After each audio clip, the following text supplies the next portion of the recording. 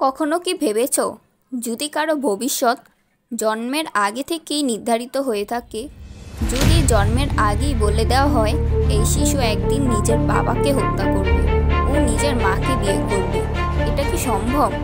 অদ্ভুত না?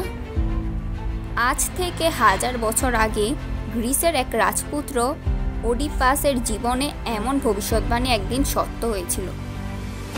যেহেতু তার মা বাবা পূর্বেই ভবিষ্যৎবাণী শুনেছিল, তাই তারা তাকে জন্মের পর বনে রেখে আসে। সেখানে এক অজ্ঞাত পরিবারে সে বড় হয়ে নিজের ভবিষ্যৎবাণী জানতে পারে। একদিন পথে যেতে যেতে তার এক বৃদ্ধ লোকের সাথে ঝগড়া হয় ও রেগে গিয়ে লোকটিকে হত্যা করে ও সেই লোকটির স্ত্রীকে বিয়ে করে। সে তখনও জানতো না তারাই তার বাবা মা। তাহলে কি সত্যিই ভবিষ্যৎবাণী সত্য হয়?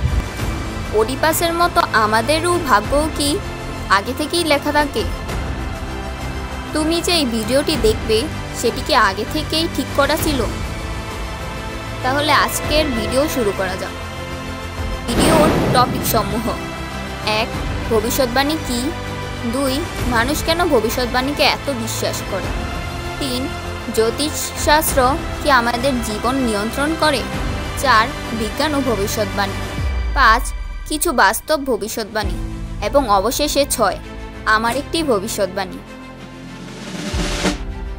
ভবিষ্যৎবাণী শব্দটা এসেছে প্রেডিক্ট শব্দটি থেকে। এর মানে হচ্ছে আগেই বলা, অর্থাৎ কোনো ঘটনা ঘটার পূর্বেই সেটির অনুমান করাই ভবিষ্যৎবাণী। কেন মানুষ এতে বিশ্বাস করে? ভবিষ্যৎ অজানা, অন্ধকার। মানুষ মস্তিষ্কের চেয়ে নিরাপত্তা, আর এই নিরাপত্তা আসতে পারে ভবিষ্যৎ সম্পর্কে জানার মাধ্যমে। তাই মানুষ ভবিষ্যৎবাণীকে এত বিশ্বাস করে। আচ্ছা, তোমরা কি জ্যোতিষশাস্ত্র সম্পর্কে জানো? গ্রহ, নক্ষত্র, রাশি ইত্যাদি থেকে ভবিষ্যৎ বলে দেয় যেই শাস্ত্র। তোমরা কি একে বিশ্বাস করো? আচ্ছা, একটা গল্প বলি, শোনো। এক শিক্ষার্থীর নাম রাহুল। একদিন সে খবরের কাগজে তার রাশিফল সম্পর্কে জানতে পারল।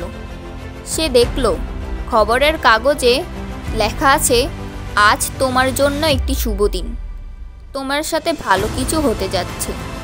এটা দেখে সে তো মহা খুশি।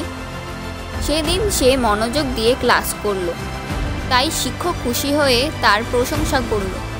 আবার আরেক দিন সে পড়ল, আজ তোমার দিন বেশি ভালো যাবে না। তাই রাহুল সারাদিন ভয়ে ভয়ে চলল। দুশ্চিন্তায় সহজ প্রশ্নের উত্তর দিতে পারল না ও স্যারের থেকে বকা খেল। তাহলে ভাবো তো, তুমি কি রাশিফলের লেখা দেখে জীবন কাটাবে, নাকি নিজের বিশ্বাস, পরিশ্রম দিয়ে নিজের ভবিষ্যৎ নিজেই গড়বে? ভবিষ্যৎ সম্পর্কে বিজ্ঞান কি বলে? বিজ্ঞানের দৃষ্টিতে ভবিষ্যৎ বলার কিছু ধরন আছে, যেমন ধরো সম্ভাবনা, তথ্য বিশ্লেষণ ইত্যাদি। সম্ভাবনা যেমন আবহাওয়াবিদরা বলেন আগামীকাল বৃষ্টি হওয়ার সম্ভাবনা 80%, অর্থাৎ আর্দ্রতা, মেঘের গতি ইত্যাদি বিশ্লেষণ করে তারা এই তথ্য দিয়েছেন, যা বৈজ্ঞানিক উপায়ে এক প্রকার ভবিষ্যৎ বলে দেওয়ার মতো।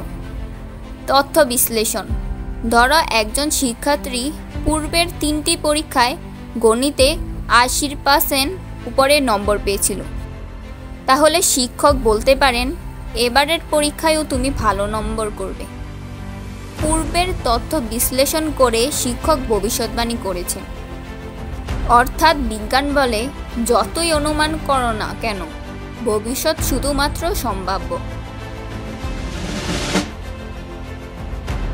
বাস্তব ঘটনা: আব্রাহাম লিঙ্কন মৃত্যুর 3 দিন আগে স্বপ্নে দেখেছিলেন হোয়াইট হাউসে শোক চলছে।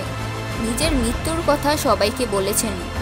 1998 সালে লেখা এক উপন্যাসে লেখা হয়েছে, এক বিশাল জাহাজ ডুবে যায় বরফের পাহাড়ে ধাক্কা খেয়ে। জাহাজের নাম ছিল টাইটান।